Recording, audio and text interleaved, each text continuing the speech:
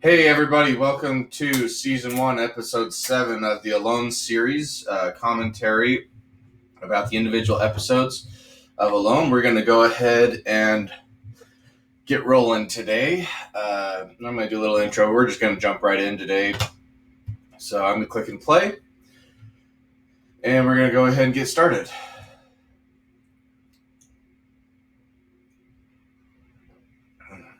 This episode is called The Hunger. I'm going to guess as far as they are getting closer to the wintertime, they're going to have a hard time. So they just pulled a quote from Henry David Thoreau that talks about him going and living in the woods deliberately. That's actually one of my favorite quotes from Thoreau. And we've seen Alan a couple of times on this show talk about Thoreau and talk about, he kind of relates to him and thinks he'd be a cool guy to hang out with. And I agree. I mean, Thoreau's a pretty cool guy. So if you haven't read Henry David Thoreau's books, I would highly recommend them. I really like Walden. It's one of my favorites. So right now we're just going through from last time. So they've been having a lot harder time with the storms lately, so it'll be interesting just to kind of see what happens.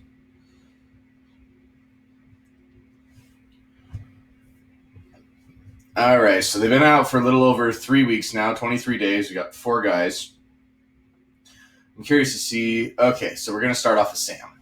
Let's go check out Sam. Sam's been having a little bit of a rough time in his shelter and without his family.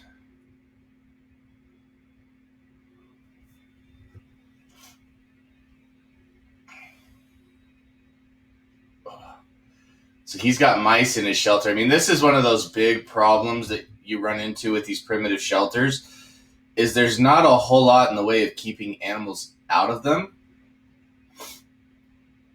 It's really rough. So Sam's thinking he wants to kill the mouse and eat it. I don't think that's such a problem out in the woods. I mean, when you think about mice having diseases and problems, I think that's more when they live around us as humans. Out in the woods, it's going to be a little bit better. I mean, it's really hard to tell if these guys are just. I still don't know what's going on in terms of the fishing situation. Maybe it's just hard to do. It's probably really hard to do from the shore. So right now, Lucas has his canoe, but he left that a little ways.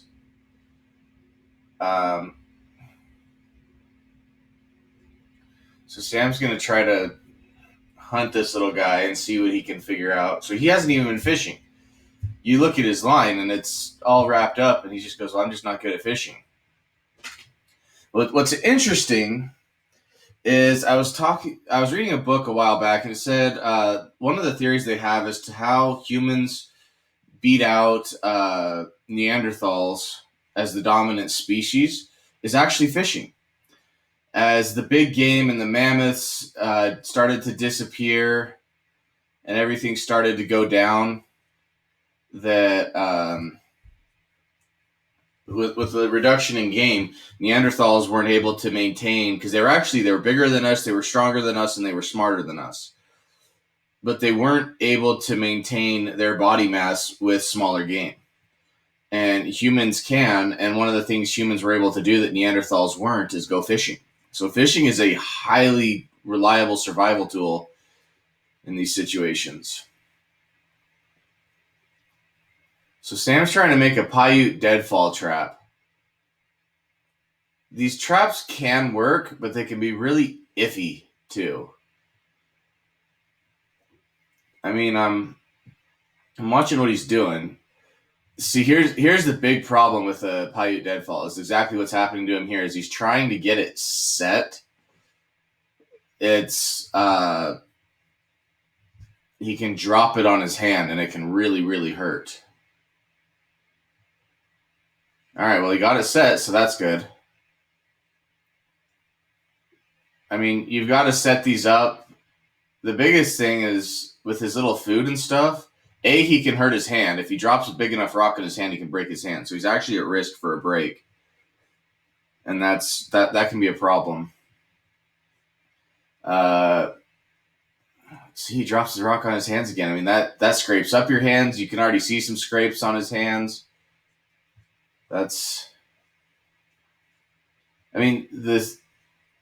Yeah, he's got bruises and bloody spots. Yeah. I mean, those open the opportunity for infection. That's potentially risky. The biggest thing, too, is if he has bigger game that comes in, say a rabbit or a raccoon or something like that triggers his traps, they can trip all the traps, get all the food he put out, and just push the rocks off of them. It might hurt the animal a little bit, but it's not going to kill him. It's only going to kill a mouse. And the problem is a really big rock that would kill a mouse can also flatten a mouse, and then you don't have meat. So Lucas is going to get out and fish. That's really good. So, all right. So he found a float too. See, this is what we were talking about a little while ago with one of the other contestants. I think it was Dustin. That he'd found a buoy, flotation little buoy. I was like, you can fish with that, and that's actually what Lucas is doing now. The sad part is these guys are doing this 3 months or 3 weeks out that they're finally getting into some of this stuff. I mean, I know you can go a long time without food, but with some of this stuff, I mean, especially when the water was a little bit warmer, now it's getting colder and the season is getting a little bit longer. I even would have set up a line like this swimming out into the water if you had to. I mean, leave a fire on the shore and then so you can warm up, but swim a line out there.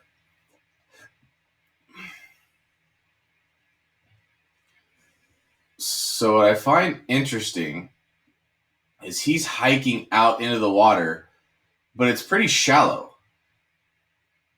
So I mean, he's fishing very close to shore. I don't know why he doesn't go get his canoe and do it a little further out. If he does it a little further out, he's going to have some better luck. Real close to the shore is just going to be too shallow. So, I mean, they're back to Sam looking for his traps. See, and this is, again, the trap was triggered. So he lost that, and then he had bait taken off one of the other ones. So he lost 2 of his baits. I mean, that's really the rough part about traps, especially these types of traps.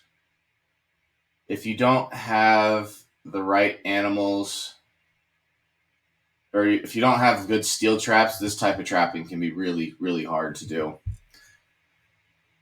I mean, so somebody says a mouse has this rough equivalent of a single pizza roll. I know for myself, I could eat a lot of pizza rolls. Like, it's real easy to eat 10, 15, 20 of them.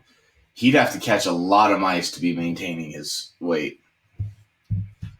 And that's what it really boils down to is he got pissed.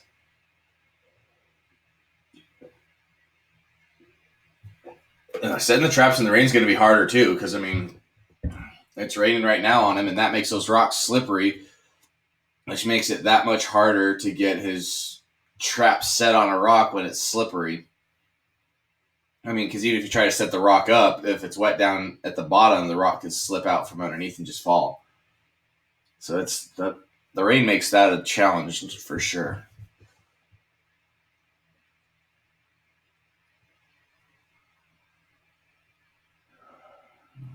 Still 4 little Indians.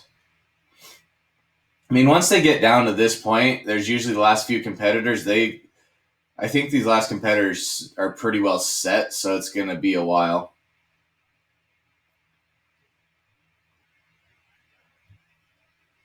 So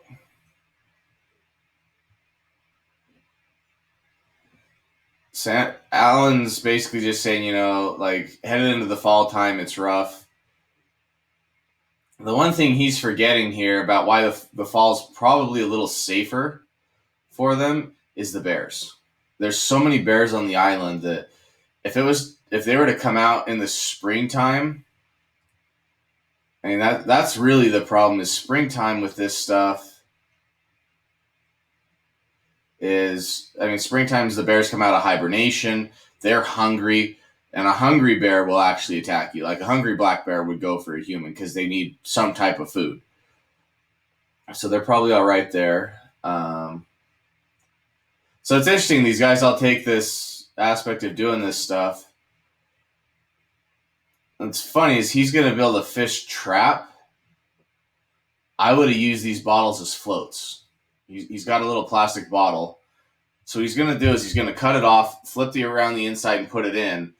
And it creates a tunnel where the fish go in after whatever bait you've got and can't get back out. These are great for crawfish, but he doesn't have a big enough bottle for crawfish. The most he's going to get out of this are some minnows, really. I mean, it's just a regular drinking bottle. It's not even this wide. It's smaller than this.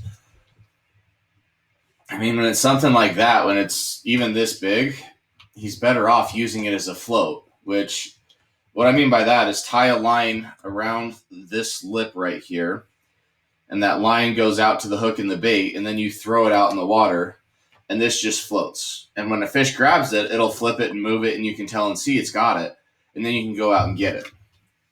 That's actually what Lucas is doing. Lucas is, I mean, and this bottle's so small, he's not going to be able to hold much in there.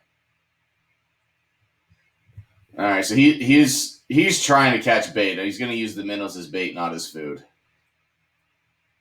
So, I mean, I guess that makes sense. I just feel like you get some better results. I mean, they've got the limpets and the mussels. Throw some limpets on some hooks and throw them out. But that's just me. If you'll excuse me, I'm still eating breakfast. Oh, he almost took a trip.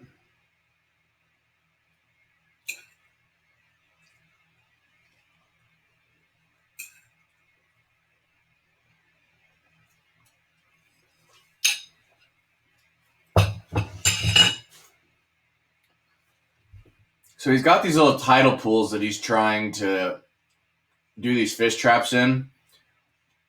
What I kind of don't understand is the little tidal pool that he's fishing in is literally 3 feet wide and not that deep. So he should be able to see if there's fish in there or not. And even if there are, he could probably grab them.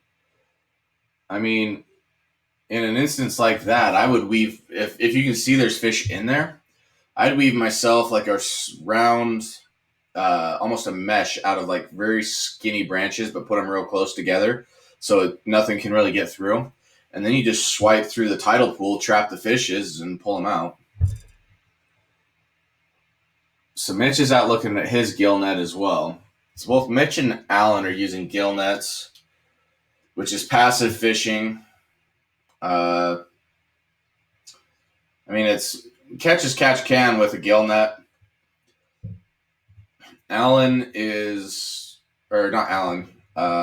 Lucas is the only one really appearing to do active fishing. I can't say that for certain because I know a lot of times we don't see a lot of this stuff. So Mitch found some type of fish in it.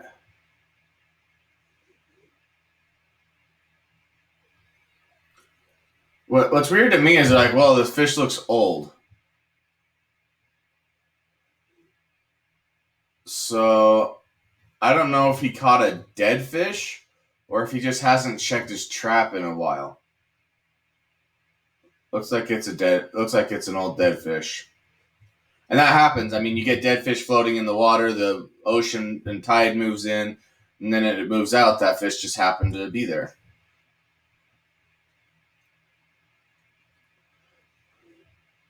I don't know, like the way Mitch is talking, it almost sounds like he didn't check his trap fast enough.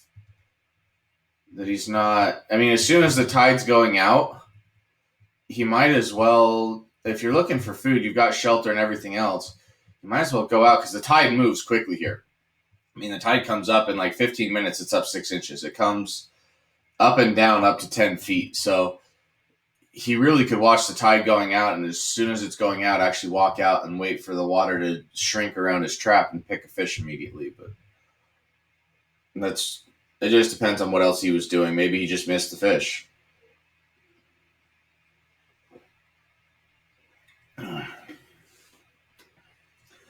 So what's interesting with Lucas and his trot line is he cut up the buoy to give himself 5 little lines.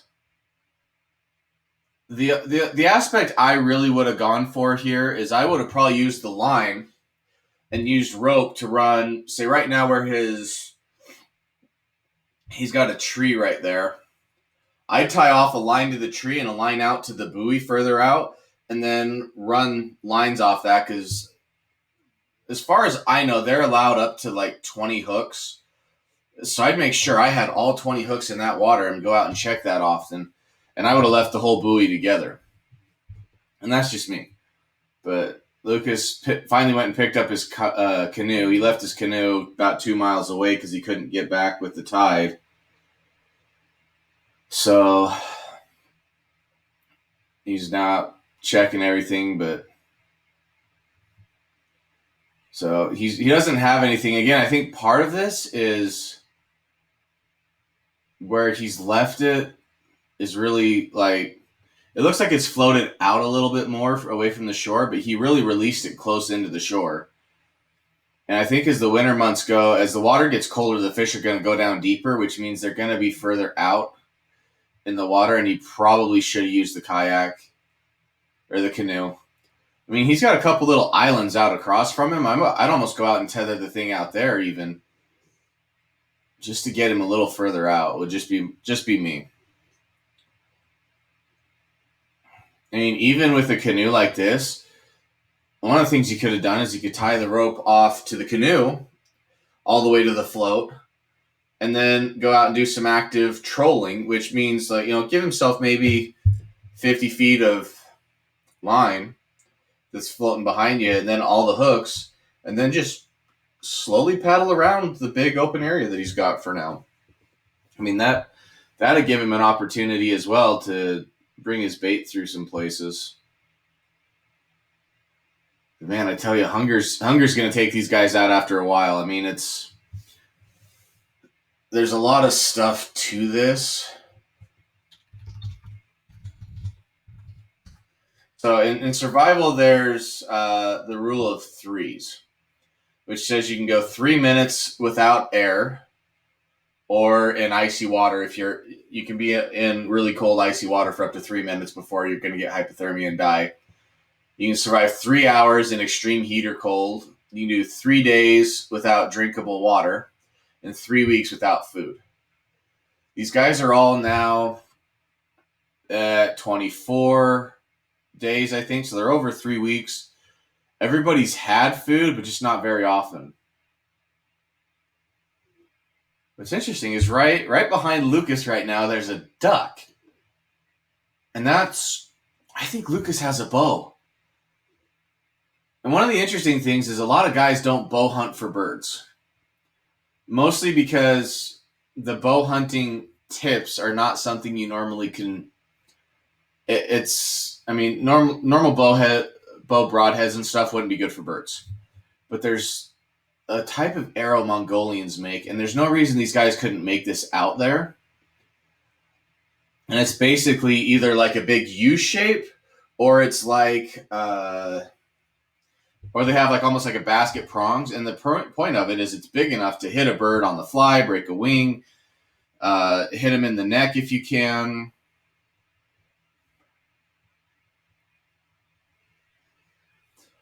So, I mean, let's see if I can find a picture here on my phone.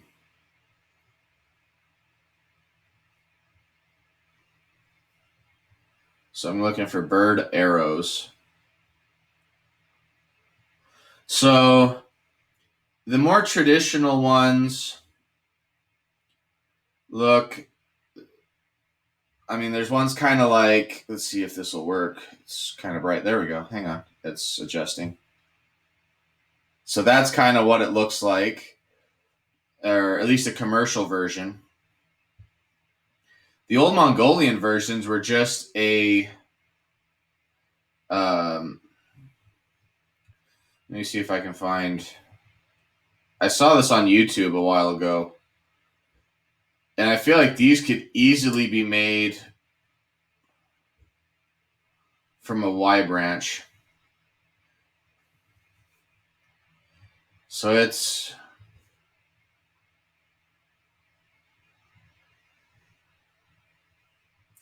Okay, there we go. So it's this guy right here. This one that has a curve to it. And you can hit that with the neck. You hit the bird with the neck with that, you break the bird's neck. And that could easily be done from a straight stick that has a Y on the end of it, and you could do a Y branch. Or if it has like multiple offshoots at the same point, then you can have that basket catch, and you'd be able to like shoot at these ducks. So they moved over to Alan. Alan's got a bunch of minnows. I mean, so he's got a couple of choices. He can use these all as bait, or he can. It looks like he might be hungry enough. He's just going to boil them up in a soup, which is doable. I mean, you think about anchovies. Anchovies are little fish. Sardines are little fish. He's basically got these little minnows that he really could just cook them. So all these guys right now, their priority is food.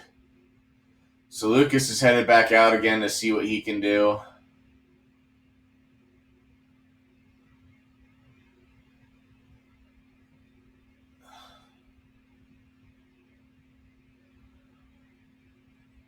I mean, protein's good. He's talking about, he needs protein from the sea, and you definitely do. He can get... So part of the thing that's going to kill him calorie-wise is the shape of his paddle. It comes down to a point, which makes it nice when he's digging for clams, which honestly, you should go back and dig for some more clams. That's some good protein. I mean, those clams almost have a same fat and protein ratio as like an egg. And eggs are, like, to me, one of the ultimate survival tools. They have a good level of fat, good level of proteins, and they're good. So his line got all twisted up. And see, this is one of the problems here. If it's not all anchored, it's just floating around. They can float into each other. If a fish gets in there, it can tangle all your lines. He's got a fish. I heard that. It's an interesting way he caught the fish, though. A fish isn't caught. Okay, so it's a cod. It's not caught through the mouth. Like, the fish didn't eat it. He somehow, like, it's hooked back through the gill. Yeah, he just commented on it. He didn't catch it by the mouth. He caught him through the gill. So, like, this fish basically swam through the trap and got stuck. So, definitely needs to rebait his lines a little bit, I think. And maybe the fish got stuck in him because the lines got all tangled beforehand. But, I mean, at least he's got food. That's going to help him. Again, you can go 3 weeks without food. But, I mean, again, pan frying this food. As much as I understand why people do it, and pan frying makes it a little bit, like, it tastes good, it's grilled meat. I've really started to think about this. Looks like he's making a little bit of a stew with it. Or he's at least just shredded it down a little bit. I mean, to me, I was reading Arabian Sands by Wilfred Thesiger, and the Bedou nomadic tribes that wander the deserts in Saudi Arabia, they don't like grilled meat. Thesiger, who was a British explorer at the time, the early 1900s, World War I and II era, he was commenting that he had offered to grill and roast a goat, some goat meat for him. He said, no, we want to make it a stew. Like, the opportunity to get water and everything else at the same time is a good thing. Oh, shit. Mitch lost his net. I mean, these tides flow really quick. And again, this is the problem to a gill net. Like I said, gill nets are nice, but they only catch what comes through. We saw with Alan that his gill net got pretty tore up by the crab and the salmon that he caught. So unless he's got fishing line, Mitch just lost his food source. I mean, it could have been that there's fish in it. If there was fish in the net and he didn't come check it, then a bear could have come along and grabbed the fish and pulled the entire net with it and not cared. So his best case scenario is it floated out and maybe he'll find it, but I really don't know that he's going to find that. That's going to be rough on him.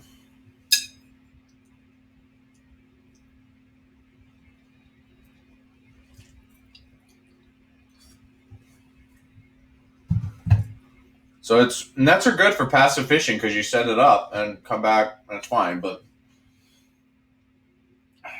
I mean, there's other traps you can set for fishing. You can set spring traps, which basically is you've got a fishing pole, which basically just a very flexible piece of wood. Stake it into the ground, and then it comes up and is bent down because you got another Y branch. Let's see if I can find this. Spring fish.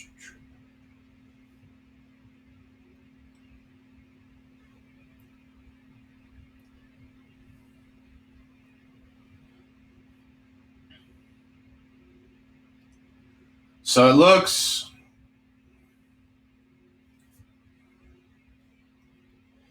essentially like this. It's going to be a little hard to see.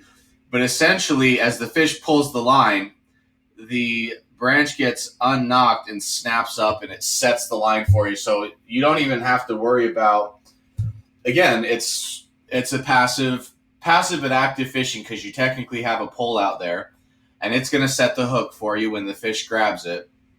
It's also a good indicator if you have fish because if you see it still bent over, you don't have a fish out there. When it snaps up, then you go, oh, I've got a fish. You can go grab it. So you can kind of monitor the poles, and as long as you see the poles down, don't go get them. So it gives them a better opportunity.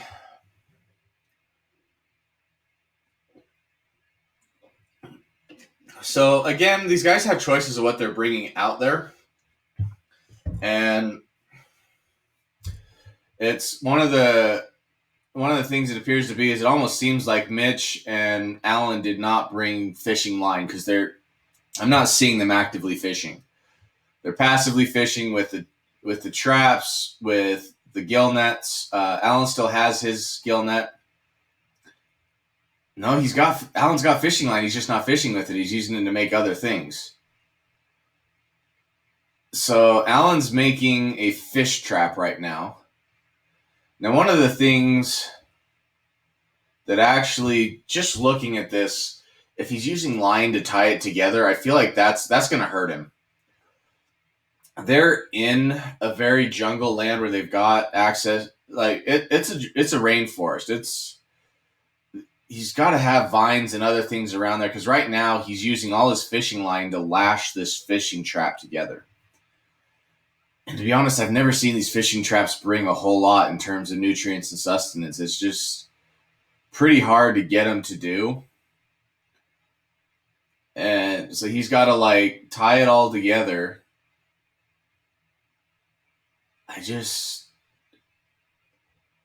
So he's lashing all this stuff together.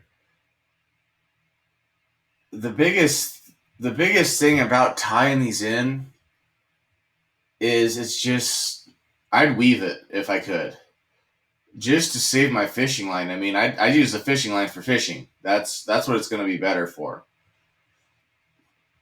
Because he's talking about weaving it, and you need to weave it, but you need to weave it in such a way that you don't need that fishing line there.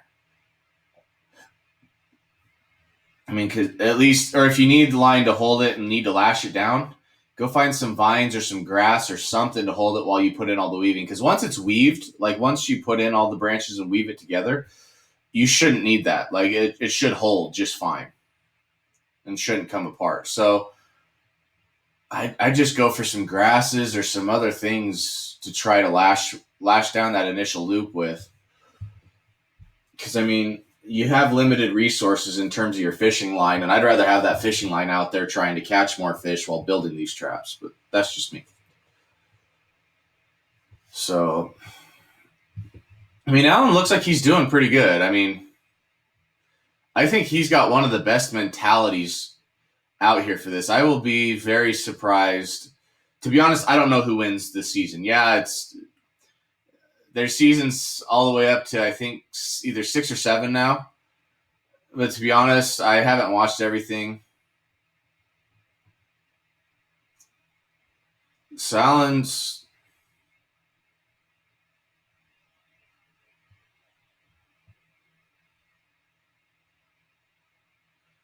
I mean, Alan just has such a good attitude of just I'm competing against myself.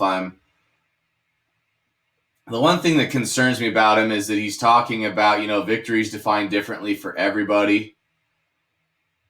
And that's a concern for me because if he decides, and this can be this thing, and I have seen this in later instances that people have quit just because, like, well, I came out here to do I came out here, I did what I needed to do, I'm ready to go home. And I mean, it's such a strange thing because you came out there to win $500,000. You came out there to survive, and if you haven't won, you haven't come out there to do what you needed to do. At least that's just me. That's just my way of looking at this stuff. But the biggest thing that's a concern with this trap is he's really got to get a tight weave on it. Because if you don't have very, very tight weaves on this thing, your fish are going to find ways out. If there's a single hole that's big enough, you're going to lose fish. I mean, I hope he gets it a little tighter. As big as it is right now, and all the holes that are in it right now, he's basically going to lose any fish that's in there. It's just, unless he gets like a big salmon to go in there, which I don't think I don't know that a salmon would. We'll find out. But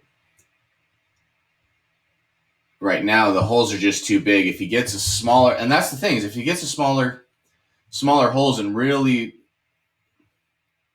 see what I'm looking at it right now, there's a whole lot of really small fish that could feed him and make a stew that are gonna get out past him. It's a big trap. I mean, this is almost a 6-foot trap.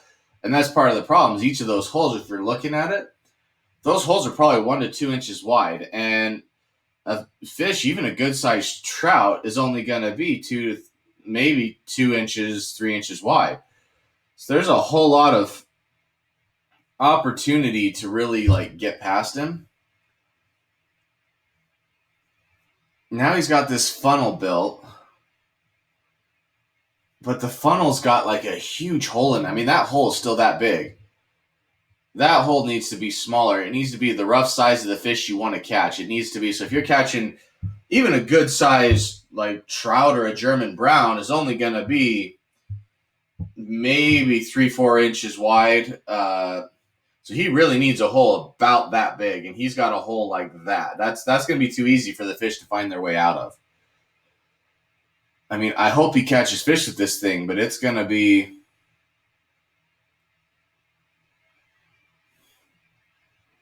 I mean, that's what he's got to do. He's still, again, he's got a good attitude. He's like, I'm trying, I'm not perfect. And that's the thing, is I'm not trying to bash him or think he's not perfect or anything.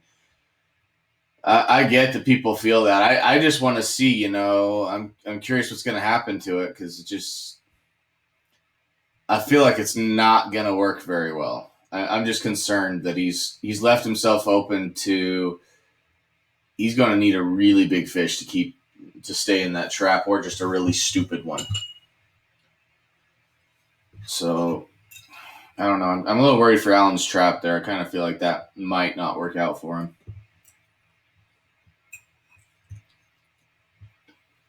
All right, so we're at day 31.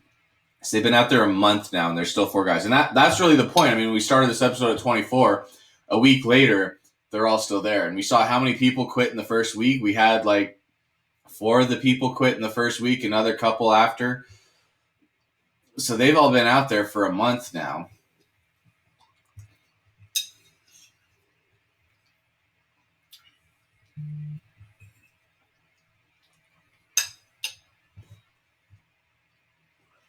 So I'm curious as to this. How many of them are actually keeping track of the days? If I remember right, Alan's carving notches. So he's checking his trap. It doesn't look like he's got anything in it. No, he's coming back. And that's really the problem with this. So I mean they're just trying to figure this stuff out. Alan's actually looking good. He started out alone, kind of a bigger guy like me, and he's actually leaning up really, really well.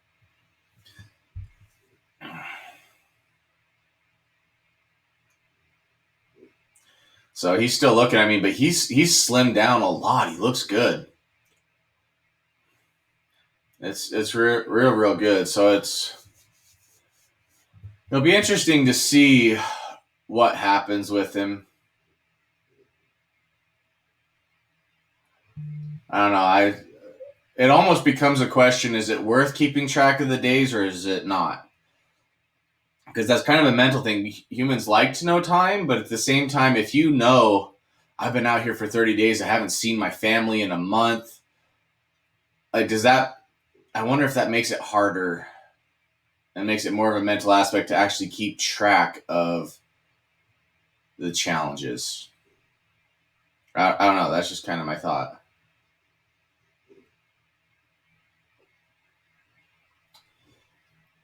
So Alan's a little frustrated, and I would be too. I mean, you put a lot of work into a big trap like that and get nothing out of it. That can be really frustrating. So I definitely understand his pain there. So Sam doesn't have any traps sprung either. So he saw one mouse, and now he's set all these traps and has nothing to show for it.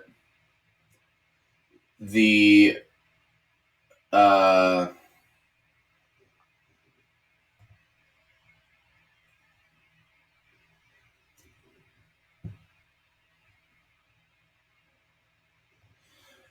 everything he's got is a concern.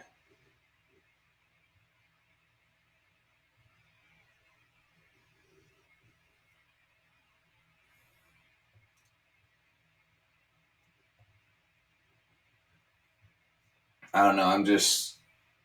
I'm worried about these guys.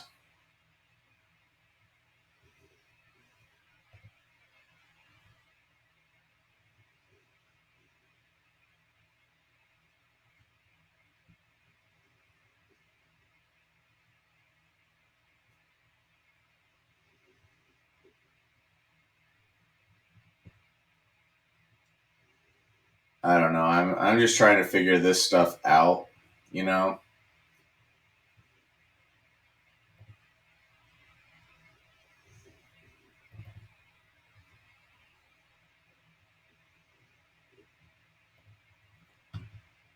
The lack of food is just going to be brutal on these guys, to be honest. I mean, that's that's the real rough part of this is trying to deal with this stuff and trying to figure things out.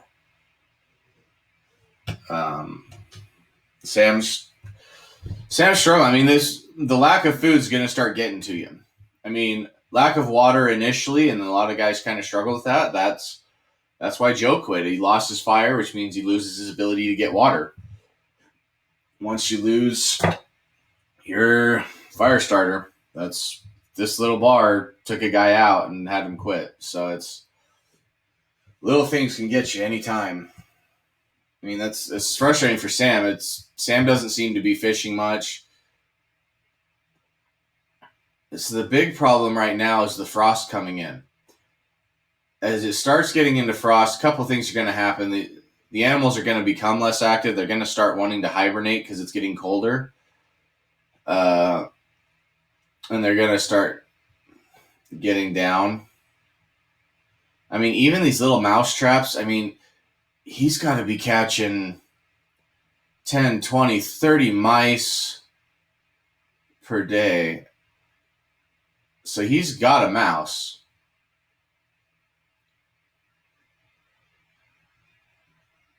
So he caught a little field mouse, which is good. I mean, that's literally not even a single bite. That's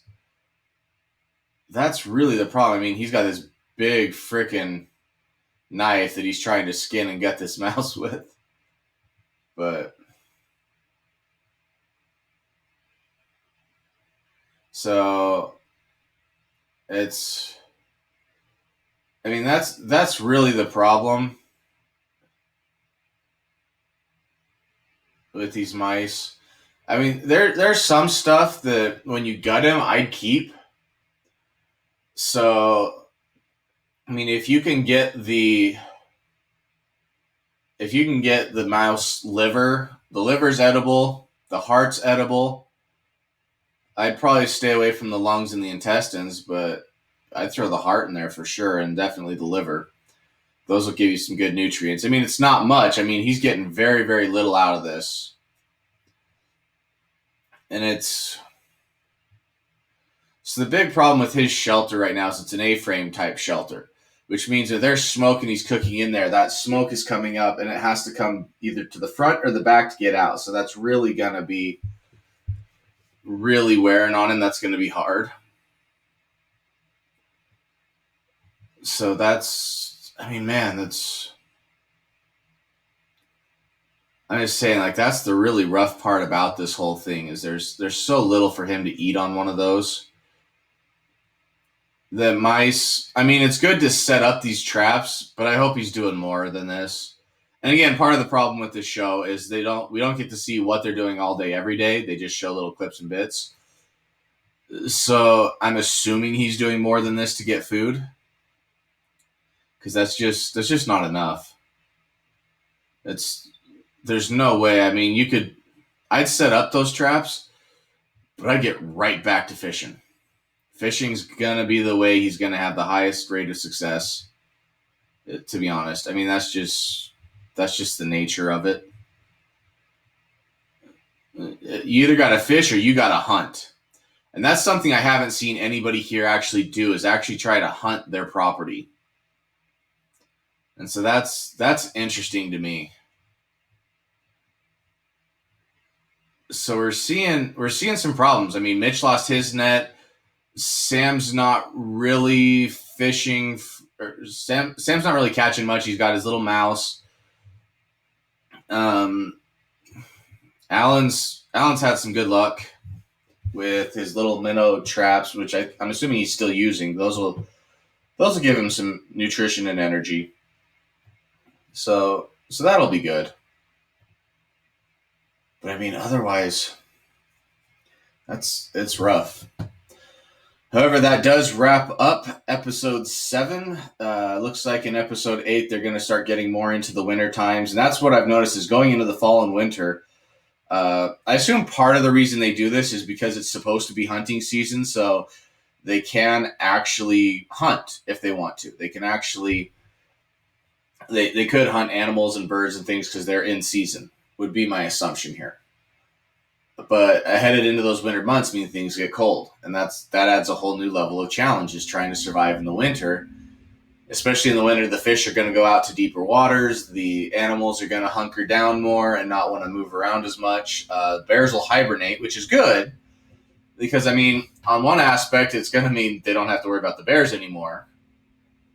But there's a whole lot to this that's really, it's going to get rough. So we will see you all next time for episode 8.